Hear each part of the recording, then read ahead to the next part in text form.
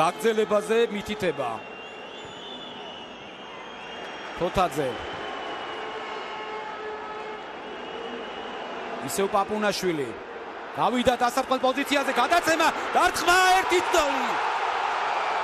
65 წუთზე თბილისის დინამოს ფეხბურთელმა ჯაბა ჯიღაურმა გახსნა ანგარიში. ოჩახ დინამოს ფეხბურთელები 10 კაციანი შემადგენლობით მათ მოახერხეს და გაიტანეს გოლი.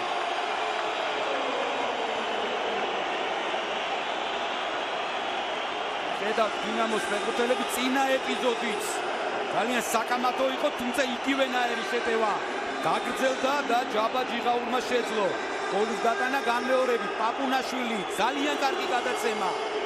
ჯიღაური დასარტყმელ პოზიციაზე და ახლო კუთხეში დაუწყა უკრაინელ მეკარეს.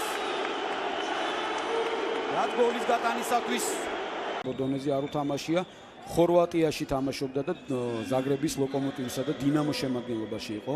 ალბათ ყველაზე მეტად მის კარიერაში სწორედ ეს არის დასამახსოვრებელი. შემდეგ კი აზერბაიჯანშია და აზერბაიჯანის ჩემპიონატის ერთ-ერთ საუკეთესო ფეხბურთელად ითვლება. საუკეთესო ლეგიონერად მოდის. მარცხენა ფრთიდან რიკარდინიო.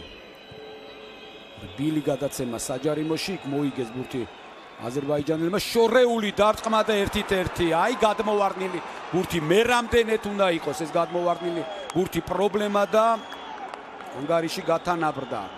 ჯავით ჰუსეინოვი გატანილი გოლის ავტორი. 74 წუთზე, აი ხედავთ.